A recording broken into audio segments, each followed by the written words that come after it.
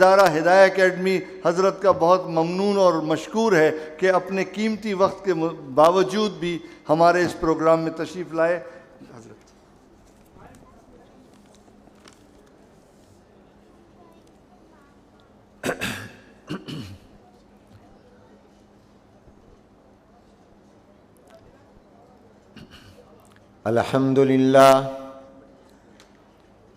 الحمد لله وكفى والصلاة والسلام على عباده الذين اصطفى لا سيما على سيد الأنبياء وخاتم الأنبياء والمرسلين سيدنا محمد صلى الله عليه وسلم وعلى آله وأصحابه أجمعين وعلى كل من تبعهم بإحسان إلى يوم الدين. أما بعد فأعوذ بالله من الشيطان الرجيم. بسم الله الرحمن الرحيم. اقرأ باسم ربك الذي خلق خلق الإنسان من علق اقرأ وربك الأكرم الذي علم بالقلم علم الإنسان ما لم يعلم. صدق الله العظيم وصدق رسوله النبي الكريم ونحن على ذلك لمن الشاهدين والشاكرين والحمد لله رب العالمين. اللهم صل على محمد وعلى آل محمد كما صليت على إبراهيم وعلى آل إبراهيم إنك حميد مجيد. اللهم بارك على محمد وعلى آل محمد كما باركت على إبراهيم وعلى آل إبراهيم إنك حميد مجيد. قابل صد احترام حضرات علماء کرام، مشائخ اعظام، ارباب علم و دانش، اصحاب فکر و نظر، شیوخ حدیث، اساتذہ کرام، فضلاء کرام، طلباء عزیز، برادران اسلام، خواتین اسلام، السلام علیکم ورحمۃ اللہ وبرکاتہ. آج بتاریخ 14 جمادی الاخری سن 1447 ہجری مطابق 6 دسمبر سن 2025 بروز ہفتہ بعد نماز عشاء ہدایہ اکیڈمی کراچی کے اس سالانہ پروگرام میں شرکت ہم سب کے لیے باعث سعادت ہے. دعا ہے کہ اللہ تبارک و تعالی اسے ہماری بخشش، مغفرت اور نجات کا سبب بھی بنا دیں. دل کی اتھاہ گہرائیوں سے شکر گزار ہوں عالم باعمل ہدایہ اکیڈمی کے بانی و محتمم حضرت مولانا اظہر اقبال صاحب دامت برکاتہم العالیہ اور ان کے تمام رفقا کا، جنہوں نے اس سالانہ تقریب میں شرکت کی دعوت دے کر مجھے اور آپ کو اس سعادت میں شریک کیا. مبارکباد پیش کرتا ہوں حضرت مولانا اور ان کے تمام رفقا کو کہ الحمدللہ ہدایہ اکیڈمی نے اپنے تعلیمی، تبلیغی، تربیتی، اصلاحی سفر کے 20 سال کے زمانے میں غیر معمولی ترقی کی ہے۔ نہ صرف یہ کہ پاکستان کے مختلف شہروں میں بلکہ دنیا کے 35 ممالک میں تقریباً ہدایہ اکیڈمی کی برانچز کام کر رہی ہیں۔ قابل تعریف اور قابل تحسین اور قابل تبریک خدمات سر انجام دے رہی ہیں، اور میرے دائیں اور بائیں وہ خوش نصیب جنہوں نے ہدایہ اکیڈمی میں اپنی تعلیم کی تکمیل کی ہے، انہیں بھی مبارکباد پیش کرتا ہوں۔ اور الحمدللہ ایک بڑی تعداد ہے جو اس سال دورہ حدیث سے فارغ ہو رہی ہے۔ مجھے حضرت نے بتایا کہ 62 حضرات ہیں، 62 جو اس سال عالم بن رہے ہیں، جن میں 48 مرد ہیں اور 14 خواتین ہیں، اور ان میں الحمدللہ پی ایچ ڈی کے حامل حضرات بھی ہیں۔ میں ان تمام کو اور ہدایہ اکیڈمی کے منتظمین کو، معلمین کو، محبین کو، معاونین کو، متعلقین کو صمیم قلب سے مبارکباد پیش کرتا ہوں۔ ہدایہ اکیڈمی جہاں دیگر امتیازات رکھتی ہے، وہاں اس کا یہ امتیاز بھی ہے کہ اس کے طلباء روایتی طلباء نہیں ہے بلکہ غیر روایتی طلباء ہیں۔ ان سے کسب فیض کرنے والوں میں ڈاکٹر بھی ہیں، انجینئر بھی ہیں، تاجر بھی ہیں، صنعت کار بھی ہیں، بینکار بھی ہیں، زندگی کے مختلف شعبوں سے تعلق رکھنے والے خوش نصیب افراد اور شخصیات ہیں۔ مجھے سب سے پہلے ہدایہ اکیڈمی کے پروگرام میں شرکت کی دعوت میرے دوست اور مخلص مولانا بلال بگٹی صاحب نے دی تھی، اور اس کے اگلے سال بھی انہوں نے دعوت دی، مگر پھر وہ غائب ہو گئے۔ آج الحمدللہ موجود ہیں، اور مجھے ان کی ملاقات، شاید وہ اس لیے غائب ہو گئے کہ وہ حمزۃ الوصل تھے، وہ حرف رابطہ تھے، وہ ملانے کے لیے مجھے ہدایہ اکیڈمی کے ساتھ مجھ سے رابطہ کرتے تھے۔ اب انہوں نے سوچا کہ حضرت مولانا ظہر اقبال صاحب اور محمد حنیف جالندھری میں ڈائریکٹ رابطہ ہو گیا ہے، اس لیے میری اب ضرورت شاید درمیان میں رابطے کی نہیں ہے، لیکن میں ان سے درخواست کروں گا کہ آپ کی ہر وقت ضرورت رہے گی، اس لیے مجھے امید ہے کہ آپ کا رابطہ اور کنیکشن، میں ان کا شکر گزار ہوں کہ انہوں نے مجھے پہلی مرتبہ ہدایہ اکیڈمی کا تعارف کروایا، اور یہ خود بھی ہدایہ اکیڈمی کے فیض یافتہ ہیں۔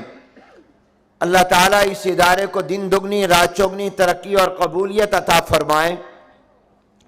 میں نے قرآن کریم کی جو آیتیں تلاوت کی ہیں، آپ حضرات جانتے ہیں کہ یہ قرآن کریم کے آخری پارے کی ایک سورت کی وہ 5 مبارک آیات ہیں جو سب سے پہلے جناب نبی کریم رحمت عالم حضور اکرم صلی اللہ علیہ وآلہ وسلم پر غار حرا میں نازل ہوئیں۔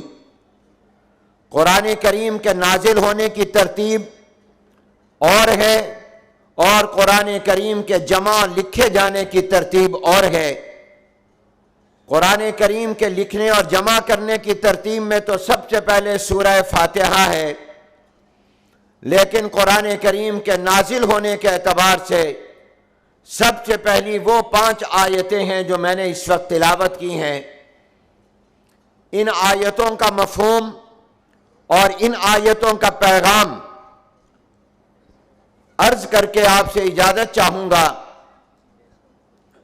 جناب نبی کریم حضور اکرم صلی اللہ علیہ وآلہ وسلم کو اللہ تعالیٰ نے سب سے پہلا حکم جو دیا وہ پڑھنے کا دیا۔ اقرا پڑھیے۔ غار حرا میں سب سے پہلا حکم یہ دیا جا رہا ہے، اور جناب نبی کریم صلی اللہ علیہ وسلم اعلان نبوت سے پہلے مکۃ المکرمہ کے پہاڑ جس کو جبل نور کہا جاتا ہے، اس پہاڑ کی ایک غار میں خلوت اختیار کرتے تھے، اور وہ تنہائی اس لیے اختیار کرتے تھے تاکہ میں اپنے خالق و مالک اور اللہ کو یاد کروں، اللہ تعالیٰ کی قدرت کی نشانیوں میں غور و فکر کروں، اور وہاں سے بیت اللہ بھی نظر آتا تھا، اور خانہ کعبہ کو دیکھنا بھی عبادت ہے۔ اس لیے جناب نبی کریم صلی اللہ علیہ وسلم اللہ تعالیٰ کی عبادت اور جناب نبی کریم صلی اللہ علیہ وسلم اپنے اللہ سے اپنے تعلق کی خاطر تنہائی اور خلوت اختیار فرماتے۔ تو وہاں پر اللہ نے جو سب سے پہلا حکم دیا وہ پڑھنے کا دیا۔ ذرا غور کیجئے کہ اللہ تعالیٰ نے جناب نبی کریم صلی اللہ علیہ وآلہ وسلم کو سب سے پہلا حکم نماز کے قائم کرنے کا نہیں دیا، زکوٰۃ کے ادا کرنے کا، رمضان کے روزوں کا، خانہ کعبہ اور بیت اللہ کے حج کا، دعوت و تبلیغ کا، جہاد کا، عبادت کا، ان میں سے کسی چیز کا حکم بھی اللہ نے پہلے نہیں دیا، بلکہ سب سے پہلا حکم پڑھنے کا دیا۔ عبادت کا حکم بعد میں نازل ہو رہا ہے، یا ایھا المزمل قم اللیل الا قلیلا۔ دعوت و تبلیغ کا حکم 2.5 سال یا 3 سال کے وحی کے آنے کے بند ہونے کے بعد جب وحی کا سلسلہ شروع ہوا تو پھر دعوت و تبلیغ کا حکم دیا، یا ایھا المدثر قم فانذر۔ اور جہاد کا حکم تو مکی زندگی میں 13 سال تک دیا ہی نہیں، مدینہ منورہ میں آنے کے بعد جہاد کا حکم دیا گیا۔ تمام احکام بعد میں آئے ہیں، سب سے پہلا حکم میرے اللہ نے اپنے محبوب پیغمبر کو پڑھنے کا دیا، اور آپ کے ذریعے انسانیت کو اور امت کو پڑھنے کا حکم دیا۔ اس لیے کہ اگر نماز کا علم نہیں ہوگا تو نماز کیسے پڑھی جائے گی، روزے کا علم نہیں ہوگا روزہ کیسے رکھا جائے گا، زکوٰۃ کا علم نہیں ہوگا زکوٰۃ کیسے ادا کی جائے گی، حج کے احکام کا علم نہیں ہوگا تو حج کیسے کیا جائے گا، دعوت و تبلیغ کے اصول کا اور احکام کا علم نہیں ہوگا تو یہ فریضہ کیسے سر انجام دیا جا سکتا ہے، جہاد کی شرائط اور احکام و آداب کا پتہ نہیں ہوگا تو کیسے جہاد کیا جا سکتا ہے، عبادت کے احکام کا پتہ نہیں ہوگا تو عبادت کیسے کی جا سکتی ہے۔ اس لیے بنیادی چیز علم ہے، اس لیے کہ عمل بغیر علم کے نہیں ہو سکتا، علم ہوگا تو پھر عمل ہو سکتا ہے۔ اس لیے امام بخاری رحمۃ اللہ علیہ نے تو کتاب العلم میں علم کی اہمیت کو بیان کرتے ہوئے فرمایا ہے کہ ایمان سے بھی پہلے علم چاہیے، اس لیے کہ ایمان کیا ہے، ایمان کس کو کہتے ہیں، ایمان کی شرائط اور طریقہ کیا ہے، اس کا بھی علم ہوگا تو ایمان لائے گا۔ ایمان کے لیے بھی ایمان کا علم چاہیے، اسلام قبول کرنے کے لیے اسلام کا علم چاہیے، اور استدلال امام بخاری نے کیا فَاعْلَمْ أَنَّهُ لَا إِلَٰهَ إِلَّا اللَّهُ۔ پہلے اللہ نے علم کی بات کی ہے، جانیے، پھر اللہ نے اپنی توحید کا ذکر کیا ہے۔ معلوم ہوا کہ توحید کے لیے بھی علم چاہیے، تب توحید کا عقیدہ اختیار کر سکے گا، ورنہ نہیں کر سکے گا۔ اس لیے سب سے پہلے علم ہے۔ اللہ نے اسی لیے پہلا حکم دے کر بتا دیا۔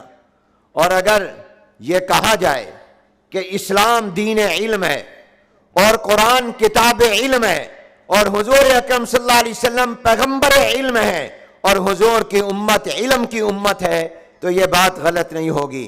حقائق کی دنیا میں آپ دیکھیں تو قرآن سب سے بڑی علم کی کتاب ہے۔ جناب نبی کریم صلی اللہ علیہ وسلم علم کے سب سے اونچے مقام پر گئے، اور جناب نبی کریم صلی اللہ علیہ وسلم کی امت علم کے سب سے اونچے مقام پر ہے۔ تو سب سے پہلا حکم پڑھنے کا دیا، اقرا پڑھیے، اس لیے کہ جب تک علم نہیں ہوگا اس وقت تک کسی چیز پر عمل نہیں ہو سکے گا، اور اس وقت اگر عمل ہوگا بھی علم کے بغیر اس کا کوئی فائدہ نہیں ہوگا، اس کو قبول نہیں کیا جا سکتا، اس کو مانا نہیں جا سکتا۔ اس لیے سب سے پہلے علم حاصل کرنا ہے۔ مگر کراچی کے روشن ضمیروں،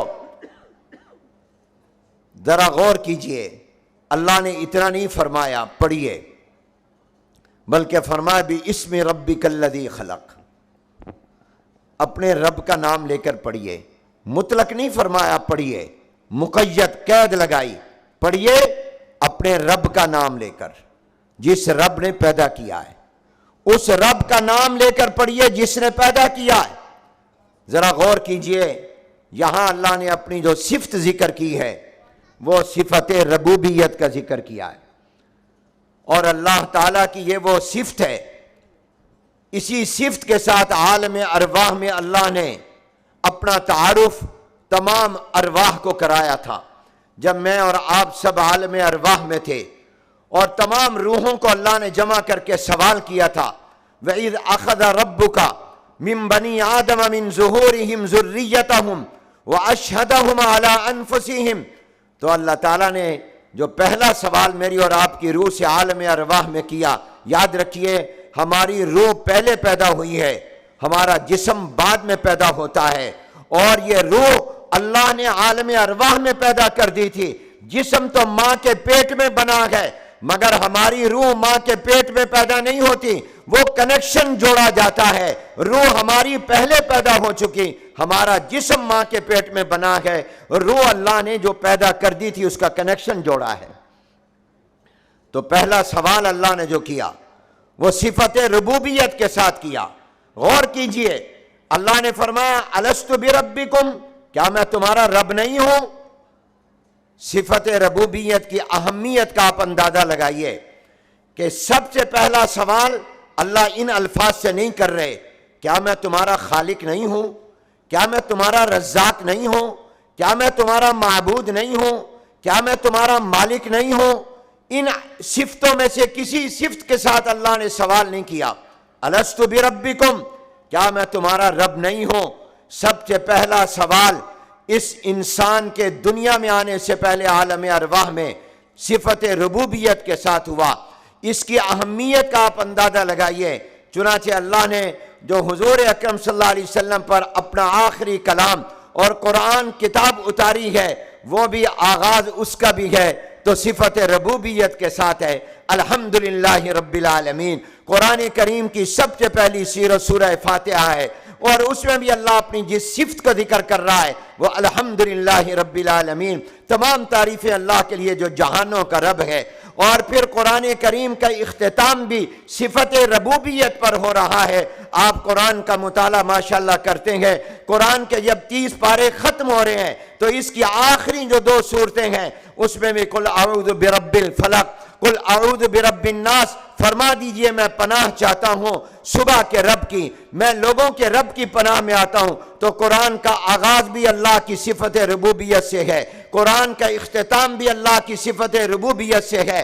حضور علیہ السلام پر پہلی وحی جو نازل ہو رہی ہے اس میں بھی صفت ربوبیت کا ذکر ہے، اور عالم ارواح میں بھی میری اور آپ کی روحوں سے جب اللہ نے سوال کیا تھا تو اس میں بھی صفت ربوبیت کے ساتھ الست بربکم۔ اور جب میں اور آپ قبر میں جائیں گے اور حضور علیہ السلام نے فرمایا اوپری ڈرونی شکل کے دو فرشتے منکر نکیر جب آ کر میت سے سوال کریں گے تو سب سے پہلا سوال یہ کریں گے الست بربکم، نہیں، پہلا سوال یہ کریں گے من ربک، تیرا رب کون ہے؟ تو وہاں پر بھی فرشتے صفت ربوبیت کے ساتھ سوال کریں گے۔ میرے جد امجد استاد العلماء حضرت مولانا خیر محمد صاحب جالندری، جو حکیم الامت مجدد الملت والدین حضرت مولانا محمد اشرف علی تھانوی رحمۃ اللہ علیہ کے خلیفہ اجل تھے، ان کی وفات کے بعد رئیس المحدثین حضرت مولانا محمد ادریس کاندلوی رحمۃ اللہ علیہ تشریف لائے، تعزیتی خطاب فرمایا تو انہوں نے وہاں پر اس سوال کا جواب دیا اور یہ نکتہ بیان کیا کہ قبر میں جب فرشتے سوال کریں گے تو یہ کیوں کہیں گے من ربو کا، تیرا رب کون ہے؟ یہ کیوں نہیں کہیں گے من خالقو کا، تیرا خالق کون ہے؟ من رزاقو کا، تیرا رزاق کون ہے؟ کسی اور صفت کے ساتھ سوال کیوں نہیں کریں گے؟ منکر نکیر قبر میں میت سے سوال اللہ کی صفت ربوبیت کے ساتھ کیوں کریں گے؟ تو حضرت نے فرمایا اس کی وجہ یہ ہے کہ اس لیے اس سے کریں گے کہ پہلا سبق اللہ نے اپنی صفت ربوبیت کا پڑھایا تھا، اور پوچھیں گے جو تیری روح سے جو پہلا سوال ہوا تھا تو دنیا میں جا کر اس سوال کو بھول تو نہیں گیا تھا، تو جو اب قبر میں آیا ہے تو تجھے اپنا رب یاد ہے یا نہیں ہے؟ کیونکہ پہلا سبق وہ یہ تھا لست بربکم، کیا میں تمہارا رب نہیں ہوں؟ تو آپ نے اندازہ لگایا کہ صفت ربوبیت کتنی اہم ہے کہ اللہ نے اپنی تمام صفات میں سے عالم ارواح میں سوال کیا تو صفت ربوبیت کے ساتھ کیا۔ حضور علیہ السلام پر پہلی وحی اتاری تو صفت ربوبیت کا ذکر کیا۔ قرآن کی جو ترتیب ہے اس میں جو پہلی صفت آ رہی ہے وہ رب العالمین صفت ربوبیت ہے، قرآن ختم صفت ربوبیت پر ہو رہا ہے، اور قبر میں سوال میت سے بھی من ربو کا اسی صفت کے ساتھ ہوگا۔ اب میں آپ سے پوچھتا ہوں کہ آپ مجھے بتائیے کہ رب کا کیا معنی ہے؟ بتائیے، آپ بتا دیں، آپ بتائیں، ماشاءاللہ آپ کو معلوم تو ہے، بتائیے رب کا کیا معنی ہے؟ جس کو پتا ہے وہ بولے، شرمائے نہیں۔ آپ ماشاءاللہ جانتے ہیں، پڑھے لکھے لوگ ہیں، رب کا معنی کیا ہے؟ پالنے والا۔ عام طور پر یہ ترجمہ کیا جاتا ہے، مگر اہل علم فرماتے ہیں کہ پالنے والا یہ لفظ رب کے معنی کا حق ادا نہیں کر سکتا۔ جو جامعیت عربی کے اس لفظ رب میں ہے وہ اس معنی میں نہیں، کیا کسی بھی زبان میں آپ ترجمہ کریں لیکن آپ اس کی جامعیت کو پوری طرح بیان، اس کی گہرائی کو نہیں کر سکتے۔ اہل علم فرماتے ہیں کہ رب اس کو کہتے ہیں جس میں تین باتیں پائی جائیں۔ نمبر ایک، رب اس کو کہتے ہیں جو عدم سے وجود میں لائے، جو ہستی اور ذات عدم سے وجود میں لائے اس کو رب کہتے ہیں۔ میں اور آپ نہیں تھے، هل اتى على الانسان حين من الدهر لم يكن شيئا مذكورا، ہم نہیں تھے، اللہ نے ہمیں وجود دیا۔ تو رب اس کو کہتے ہیں جو عدم سے وجود میں لائے۔ زمین و آسمان نہیں تھے، اللہ نے ان کو وجود دیا۔ پہاڑ نہیں تھے، اللہ نے ان کو وجود دیا۔ دریا اور سمندر نہیں تھے، اللہ تعالیٰ نے ان کو وجود دیا۔ یہ درختوں کے جنگلات نہیں تھے، اللہ تعالیٰ نے ان کو وجود دیا۔ فرشتے اور ملائکہ نہیں تھے، اللہ تعالیٰ نے ان کو وجود دیا۔ نبی اور پیغمبر نہیں تھے، اللہ نے ان کو وجود دیا۔ جنات نہیں تھے، اللہ تعالیٰ نے ان کو وجود دیا۔ حیوانات نہیں تھے، اللہ تعالیٰ نے ان کو وجود دیا۔ سورج اور چاند اور ستارے نہیں تھے، سورج کو وجود اللہ نے دیا، چاند کو وجود اللہ نے دیا، ستاروں کو وجود اللہ نے دیا، زمین و آسمان کو وجود اللہ نے دیا، ملائکہ اور جنات، انسانوں، حیوانات کو وجود اللہ نے دیا۔ جو عدم سے وجود میں لائے، نہ ہو اور بنا دے، اس کو رب کہتے ہیں۔ اور دوسرا معنی، دوسری بات جو رب میں ہوتی ہے وہ یہ ہے کہ جو اس نے وجود دیا ہے پھر اب اس وجود کی بقا کا انتظام کرے تاکہ جس کو ہم نے وجود دیا یہ ضائع نہ ہو جائے۔ جیسے حضرت مولانا نے ہدایہ اکیڈمی بنائی، اب ان کی کوشش ہوگی اور دن رات کی کوشش ہے کہ میں نے جس ہدایہ اکیڈمی کو بنایا سبب کے درجے میں، اصل تو اللہ بنوانے والے ہیں، ذریعہ ان کو بنایا، اب ان کی کوشش ہوگی ہدایہ اکیڈمی باقی رہے، میں افراد تیار کروں، میں سسٹم بناؤں، میں نظماء بناؤں تاکہ میری یہ ہدایہ اکیڈمی باقی رہے، تو اللہ نے بھی اپنی مخلوق کو جب وجود دیا تو اللہ نے بھی اس کی بقا کا انتظام کیا، اور بقا کا جو انتظام کرے اس کو رب کہتے ہیں۔ نمبر ایک عدم سے وجود میں لائے، نمبر دو وجود کی بقا کا انتظام کرے۔ اب ذرا غور کیجئے، مجھے اور آپ کو اللہ نے وجود دیا تو ہمارے وجود کو باقی رکھنے کے لیے اللہ نے کیا انتظامات کیے؟ اللہ نے پہلا انتظام یہ کیا کہ ابھی ہم پیدا نہیں ہوئے تھے، ہماری ماں کے دل میں اللہ نے ہماری محبت ڈال دی۔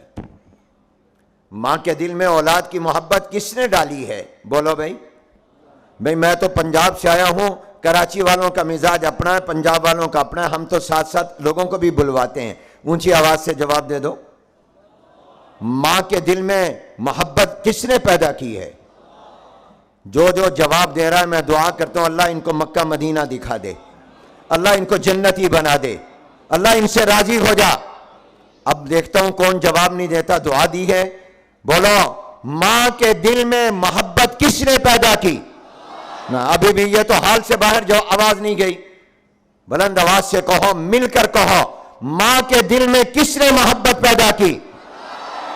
جواب غلط ہے، اللہ تعالیٰ نے ہی، اللہ ہی نے پیدا کی۔ کہو ماں کے دل میں ہماری محبت کس نے پیدا کی؟ اللہ ہی نے پیدا کی ہے۔ اب ماں کے دل میں محبت نہ ہوتی کیا ماں رات کو جاگ کر ہمیں سنبھالتی؟ کیا ماں ہمارے پیمپر تبدیل کرتی؟ آج کسی باپ کو اپنے بچے کا 1 منٹ کے لیے 1 دفعہ پیمپر تبدیل کرنا پڑ جائے، دیکھیے کیا ہوگا۔ باپ کہتا ہے بچے کو دوسرے کمرے میں لے جا، میری نیند خراب ہو رہی ہے، میں نے سونا ہے۔ یہ ماں ہے جو جاگتی ہے، بیٹے کو سلاتی ہے، بچی کو سلاتی ہے۔ یہ ماں ہے جو گرمی ہو تو اپنے دوپٹے سے اس کو ہوا کرتی ہے۔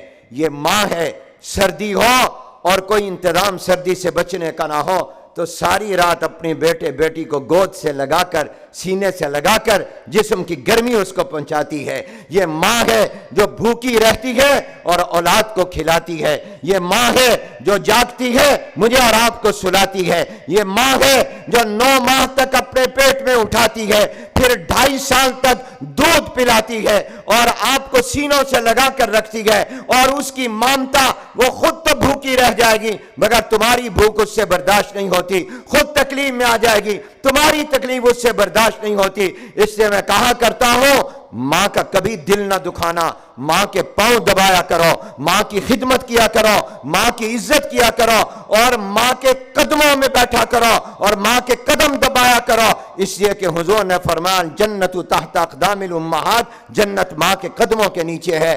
کبھی بھی ماں کا دل نہ دکھانا۔ امام بخاری نابینا تھے، امام بخاری رحمۃ اللہ علیہ کی ماں رات کو اٹھ کر دعا کرتی تھی، تہجد میں جھولی پھیلا کر آنسو بہا کر مانگتی تھی اللہ میرے بیٹے محمد کو بینائی دے دے۔ ایک دن خواب میں ابراہیم علیہ السلام کی زیارت ہوئی، فرمایا مبارک ہو اللہ نے تمہاری دعا کی وجہ سے تمہارے نابینا بیٹے کو بینا کر دیا ہے۔ صبح اٹھ کر دیکھا تو آنکھوں میں روشنی تھی۔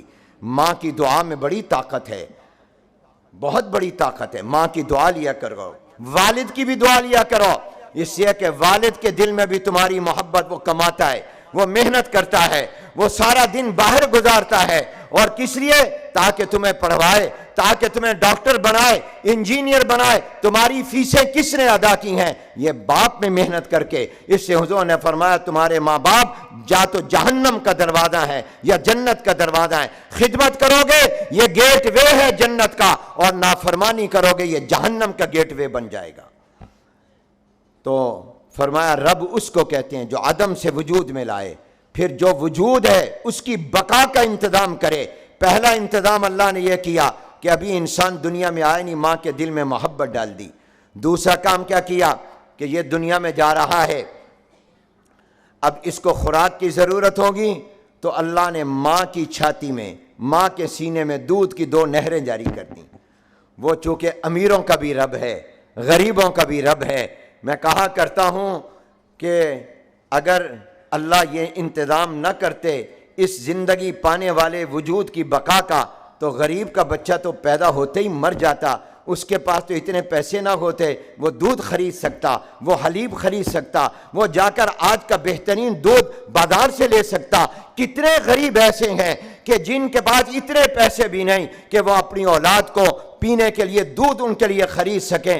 اگر اللہ یہ رب ہے، اگر اللہ تعالیٰ یہ نہ انتظام کرتا تو غریبوں کے بچے تو شاید پیاس سے مر جاتے، مگر وہ چونکہ امیروں کا بھی رب ہے، وہ غریبوں کا بھی رب ہے۔ اس کی صفت ربوبیت یہ ہے کہ اس نے ماں کے وجود میں، ماں کے جسم میں، ماں کے سینے میں دودھ کی 2 نہریں جاری کر دیں تاکہ خوراک امیر کے بچے کو ملے تو غریب کے بچے کو بھی مل جائے، اپنے گھر کے اندر مل جائے۔ اس کے پاس پیسے نہ ہو یہ تب یہ زندہ رہ سکے۔ اور تیسرا انتظام بقا کا اللہ نے یہ کیا کہ اس بچے کو اس خوراک کے لینے کا طریقہ ماں کے پیٹ میں سکھا دیا۔ کون ٹیچر اور استاد ہوگا جو ماں کے پیٹ میں تو نہیں، ماں سے پیدا ہونے کے بعد اس بچی کو بتا سکتا، سکھا سکتا، سمجھا سکتا کہ تو نے خوراک کیسے لینی ہے؟ یہ میرے رب نے اس کو سکھایا کہ چونکہ وہ دنیا میں جو ہی آیا تو اللہ نے اس کو چوسنا سکھا دیا، حتیٰ کہ اتنا سکھایا آپ بچے کے منہ میں انگلی ڈالو وہ چوسنے لگ جاتا ہے۔ تو ماں کے جسم سے خوراک کیسے لینی ہے یہ وہ رب ہے جس نے بچے کو سکھایا تو نے خوراک کیسے لینی ہے۔ اس کے بعد چوتھا انتظام بقا کا یہ کیا کہ اس بچے کو انٹرنیشنل بین الاقوامی زبان اللہ نے دے دی، اور وہ امیر کا بچہ ہو، وہ غریب کا بچہ ہو، وہ امریکہ میں پیدا ہو، وہ پاکستان میں پیدا ہو، وہ عربیوں کا بچہ ہو یا اجمیوں کا بچہ ہو، پوری دنیا کے اندر پیدا ہونے والے بچوں کو اللہ نے ایک ہی زبان سکھا دی، بین الاقوامی اور انٹرنیشنل زبان، جس کو رونے کی زبان کہتے ہیں۔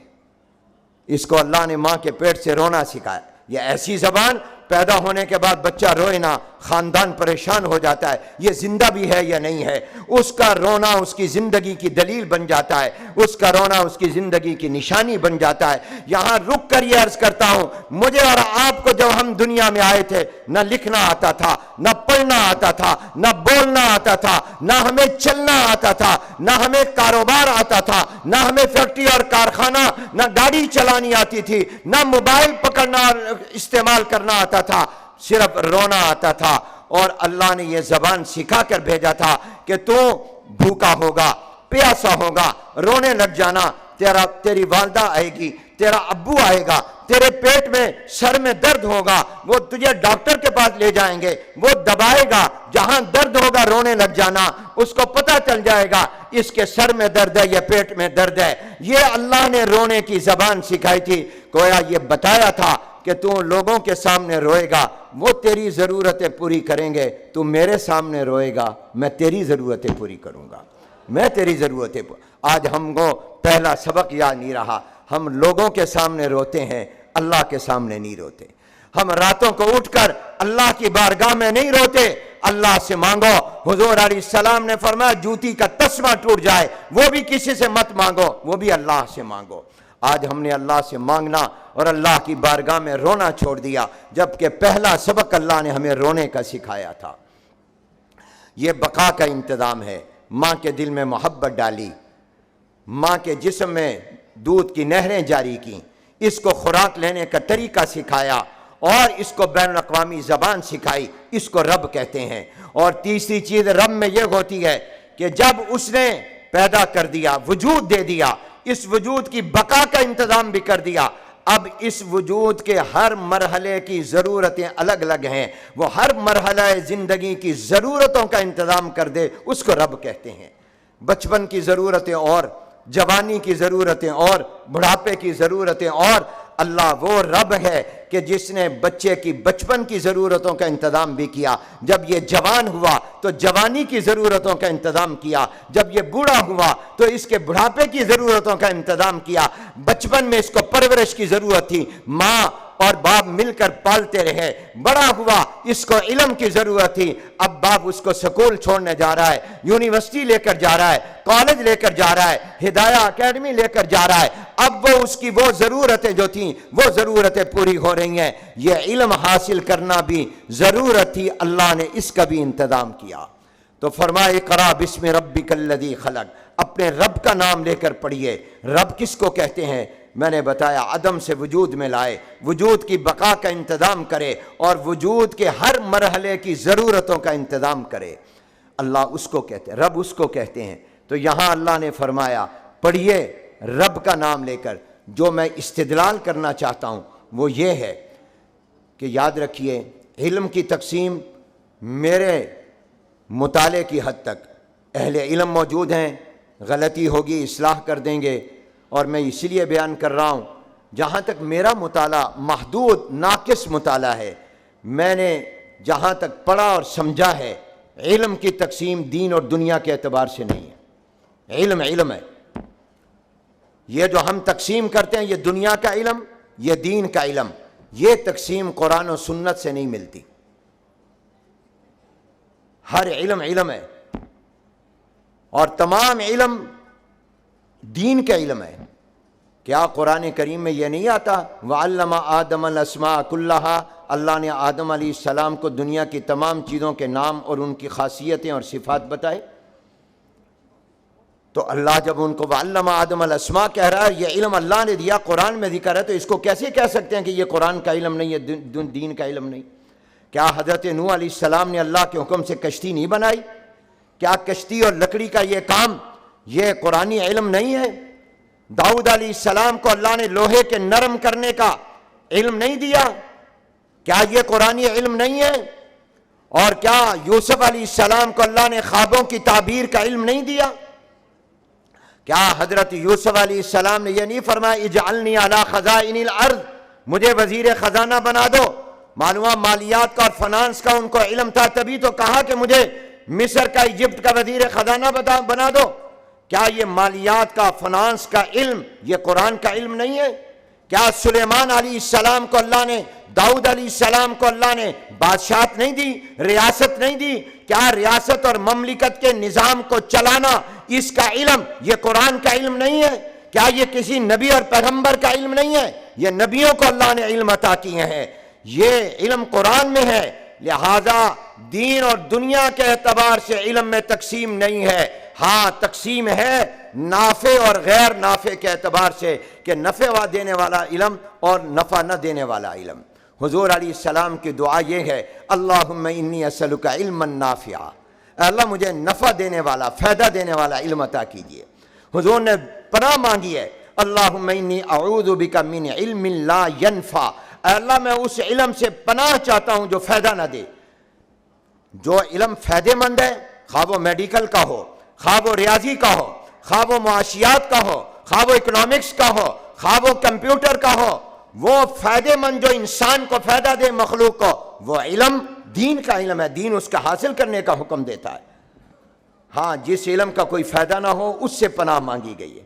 لہذا انجینئرنگ کا علم، میڈیکل کا علم، یہ تمام سائنس اور ٹیکنالوجی کا علم، اس کو یہ نہ کہو کہ یہ دنیا کا علم ہے، یہ بھی دین کا علم ہے، یہ بھی انسانی ضرورت ہے، یہ بھی فائدے مند ہے۔ یہ علم نہ ہوتا تو ہم اس بلڈنگ میں بیٹھے ہوتے؟ جن گاڑیوں پر آئے ہیں، اگر گاڑیاں بنانے کا علم نہ اللہ تعالیٰ دیتے تو ہم اس گاڑی پر آتے جس پر آئے ہیں؟ یہ ہوائی جہاز ہمیں جس پر ہم بڑی راحت کے ساتھ سفر کرتے ہیں، یہ ہو سکتے؟ تو اس لیے یہ بھی انسانیت کے فائدے مند ہے۔ لیکن یاد رکھیے کہ اگرچہ یہ بھی علم ہے اور دین کا علم ہے، اس کو دنیا نہ کہو، یہ بھی فائدے مند ہیں، مگر علم کے درجات ہیں۔ ایک علم وہ ہے جو مجھے دنیا کی چیزوں کی حقیقتیں بتاتا ہے، اور ایک علم وہ ہے جو مجھے دنیا کے خالق کی حقیقت بتاتا ہے، جو مجھے اس کی معرفت دیتا ہے۔ تو اللہ نے اتنا نہیں فرمایا اقرا باسم ربک، ربک فرما کر بھی فرمایا کہ پڑھو، مگر اس کو بھی ضرور پڑھو، اور وہ اصل ہے، وہ نمبر 1 پر رکھو جس کا پڑھ کر تمہیں رب کا تعارف ہو۔ آگے فرمایا بھی الذی خلق، وہ رب جس نے تمہیں پیدا کیا۔ معلوم علم حاصل کرنا، اور اصل علم وہی ہوگا جس سے خالق کی پہچان ہو، جس سے رب کی معرفت ہو، جس سے اس کی ذات کا، اس کے صفات کا، اس کے احکام کا، اس کے حلال کی ہوئی چیز کے حلال کا، اور اس کے حرام کردہ چیزوں کا علم ہو جائے۔ وہ علم اصل علم ہے، وہ علم حقیقی علم ہے، وہ زندگی کا مقصد ہے۔ میں مثال سے یوں عرض کرتا ہوں کہ دیکھیے ایک میری اور آپ کی ضرورت ہے، ایک میری اور آپ کی زندگی کا مقصد ہے. ضرورت میری یہ تمام ٹیکنالوجی، سائنس، ریاضی، یہ سارے علوم، انجینئرنگ، یہ میڈیکل، یہ تمام میری ضرورت ہیں، انسانیت کی ضرورت ہیں.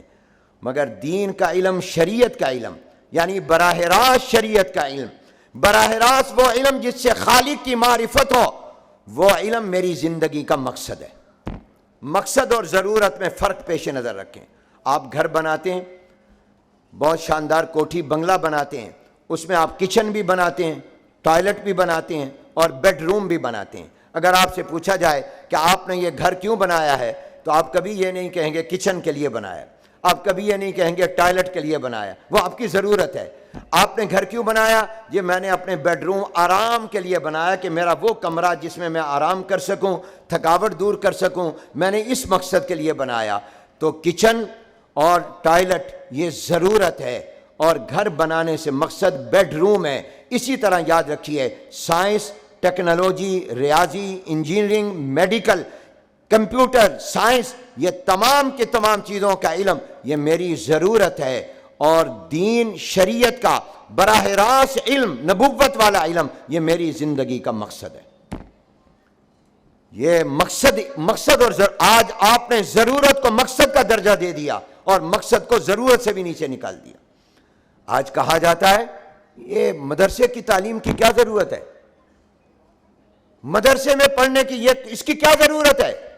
آج حکومتیں یہ کہتی ہیں اور آج بہت سا روشن خیال طبقہ یہ کہتا ہے یہ مدرسے تو جہالت کی نرسریاں ہیں، یہ مدرسہ کیا کرتا ہے.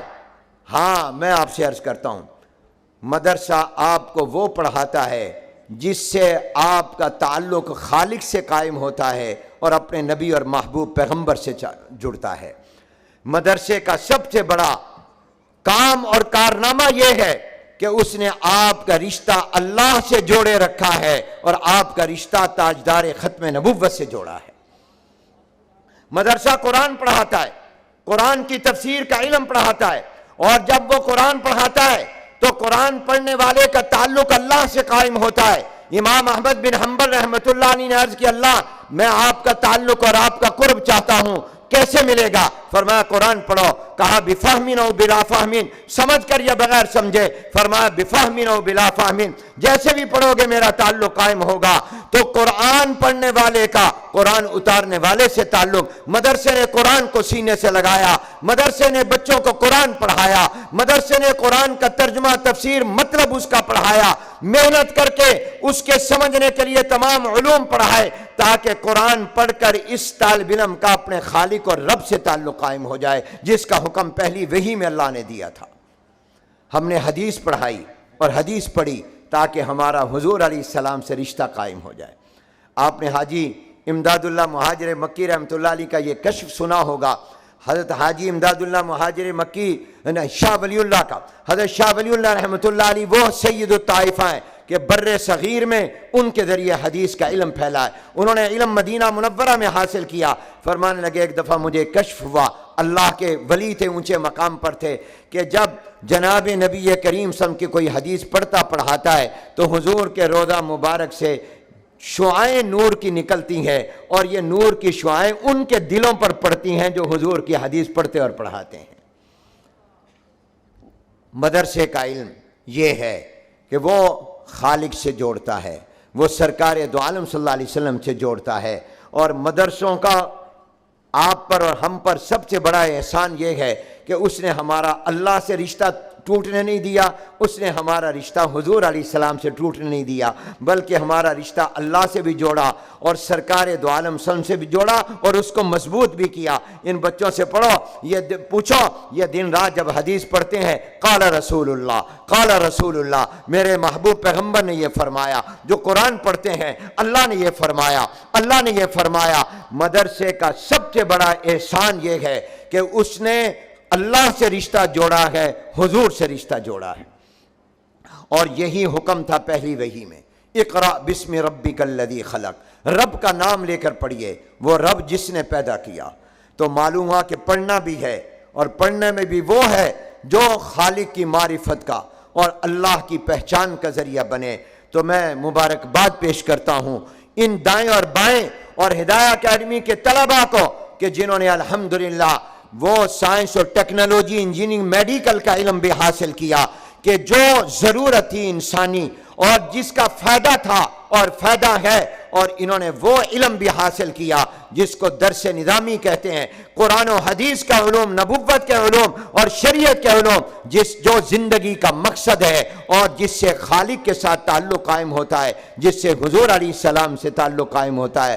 اللہ تبارک و تعالی ان اداروں کو مبارک فرمائے، اور آپ کو خوشی ہوگی کہ وفاق المدارس العربیہ پاکستان، جس کا میں خادم ہوں، جس کے سربراہ اور صدر شیخ الاسلام، شیخ العربی والعجم، مفتی اعظم حضرت مولانا مفتی محمد تقی عثمانی صاحب دامت برکاتہم العالیہ ہیں۔ اس وفاق المدارس میں اس وقت 26,000 دینی مدارس اور جامعات ہیں، ملک اور بیرون ملک کے۔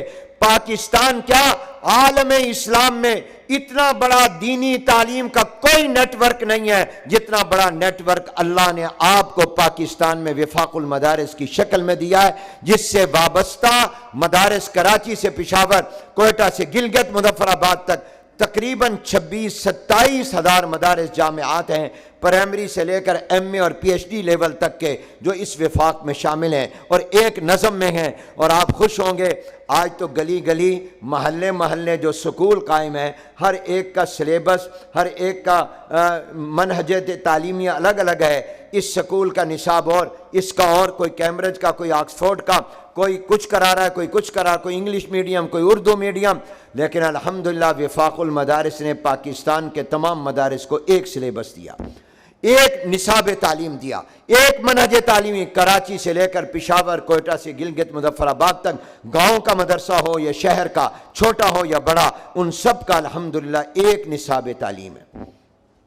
یہ اتنا بڑا ان علماء کا کارنامہ ہے۔ وقت نہیں کہ میں تفصیل میں جاؤں، میں نے وقت کچھ زیادہ لے لیا، معذرت چاہتا ہوں۔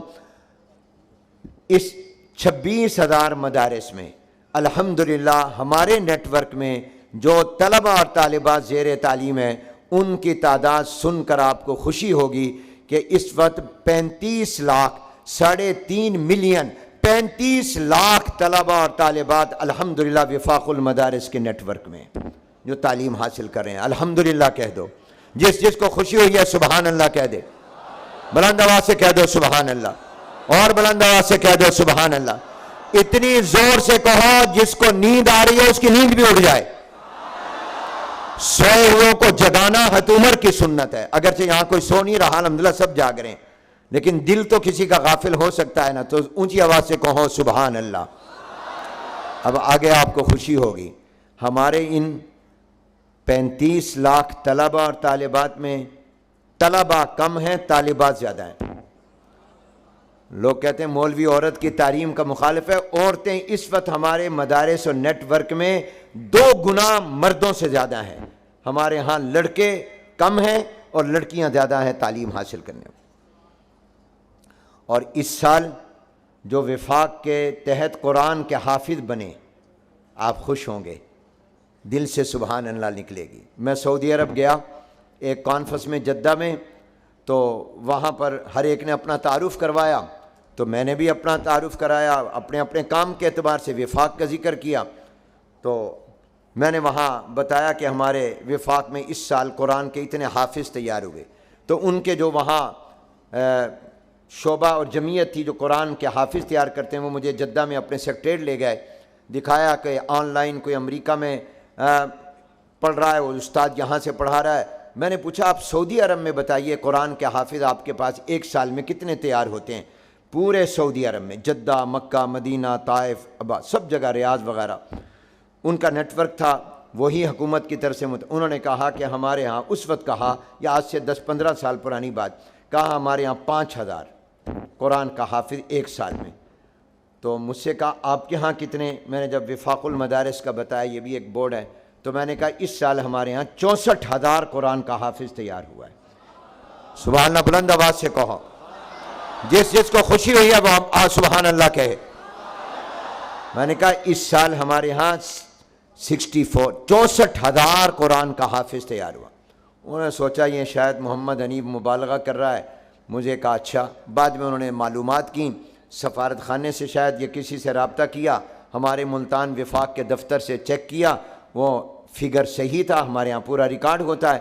تو انہوں نے مجھے خط لکھا کہ آپ آئیں، ہم جدہ میں آپ کو ایوارڈ دیں گے کہ دنیا میں کوئی تنظیم ایک سال میں اتنے قرآن کے حافظ تیار نہیں کرتی جتنے آپ پاکستان میں وفاق المدارس کے تحت کر رہے ہیں۔ اس سال تو 64,000 تھے، اور میں نے اس وقت ان کو یہ کہا کہ قرآن تو مکۃ المکرمہ میں نازل ہوا، مدینہ منورہ میں نازل ہوا، عربی زبان میں نازل ہوا، آپ کے ہاں سال میں 5,000 قرآن کے حافظ، اور پاکستان میں جہاں کا بچہ بچی، جہاں کا مسلمان عربی زبان بالکل نہیں جانتا، یا سندھی بولتا ہے، یا اردو بولتا ہے، یا بلوچی بولتا ہے، یا پشتو بولتا ہے، یا سرائکی بولتا ہے، اور وہ جناب والا عربی جانتا نہیں، اور وہاں 64,000 قرآن کے حافظ۔ تو بتاؤ پھر پاکستان آپ سے آگے نکل گیا، جبکہ پاکستان میں قرآن نازل نہیں ہوا اور پاکستانیوں کی زبان عربی بھی نہیں۔ اس سال کتنے حافظ ہوئے؟ آپ خوش ہوں گے، اس سال ہمارے وفاق المدارس کے تحت جو مدارس ہیں ان میں جو قرآن کے حافظ ایک سال میں بنے اور چند دن کے بعد پورے قرآن کا امتحان دیں گے، ان کی تعداد 1,16,000 ہے۔ بلند آواز سے کہو سبحان اللہ، ہاتھ بلند کر کے کہو سبحان اللہ۔ 1,16,000 ہے۔ آپ کو قرآن کے حافظوں کی ضرورت ہے یا نہیں؟ بولو۔ حکمران کہتے ہیں ہمیں ضرورت نہیں۔ اگر ہم اعلان کر دیں کہ آنے والے رمضان میں کراچی کی مسجد میں مدرسوں کے حافظ قرآن نہیں سنائیں گے، وزیر اعلیٰ سندھ ان کے لیے حافظ مہیا کرے، ہماری گورنمنٹ کی ذمہ داری ہے۔ مسلمانوں نے قرآن سننا ہے، تراویح پڑھنی ہے۔ اگر ہم اعلان کریں کہ ہمارے مدرسوں کے حافظ اس سال تراویح نہ سنائیں، صدر پاکستان، وزیر اعظم پاکستان، چاروں صوبوں کے وزرائے اعلیٰ اور گورنر انتظام کریں، تو بتاؤ کریں گے؟ ہوگی تراویح؟ قرآن سنا جائے گا؟ یہ گھر گھر میں آپ کو جو قرآن کا حافظ ملتا ہے یہ مدرسوں کی برکت سے ملتا ہے۔ میں جارڈن گیا، اردن، وہاں کے دوست مجھے کہنے لگے مولانا پاکستان کے لیے ہم دعائیں کرتے ہیں۔ عرب ملک ہے، مسلمان ملک ہے، وہاں پر وحی نازل ہوئی ہے، انبیاء کا علاقہ ہے، یہ پہلے شام کہلاتا تھا سارا، یہ اردن قریب میں فلسطین ہے۔ میں نے کہا کیوں آپ پاکستان کے لیے؟ کہا ہم بہت دعائیں کرتے ہیں۔ کہا ہمارے پورے اردن میں رمضان میں تراویح میں قرآن کریم پورا سنانے والا کوئی نہیں ہوتا تھا، سورتوں میں تراویح پڑھائی جاتی تھی چند سال پہلے تک۔ ہمارے بچے پاکستان گئے، آپ کے مدرسوں میں پڑھا، حافظ بن کر آئے۔ اب الحمدللہ اردن کی اتنی مسجدیں ہیں جہاں پورا قرآن کریم تراویح میں ہم سنتے ہیں، پاکستان کی برکت سے۔ دنیا میں آپ کہیں چلے جائیں، یہ پاکستان اللہ کی نعمت ہے، اس ملک کی قدر کیا کرو، اس کے لیے دعا کیا کرو، اس پاکستان کی اللہ حفاظت فرمائے۔ تو 1,16,000 جو قرآن کے حافظ اس سال تیار ہوئے، ان میں 20,000 بچیاں ہیں جو قرآن کی حافظہ ہوئی ہیں۔ یہ 20,000 بچیاں انشاءاللہ جب ماں بنیں گی، اپنے بچوں کو دودھ پلائیں گی تو قرآن پڑھتے ہوئے پلائیں گی، اس کی برکت آئے گی۔ اور جو عالم بنے ہیں میرے دائیں اور بائیں جو بیٹھے ہیں، ذرا تم کھڑے ہو جاؤ 1 منٹ کے لیے، کھڑے ہو جاؤ،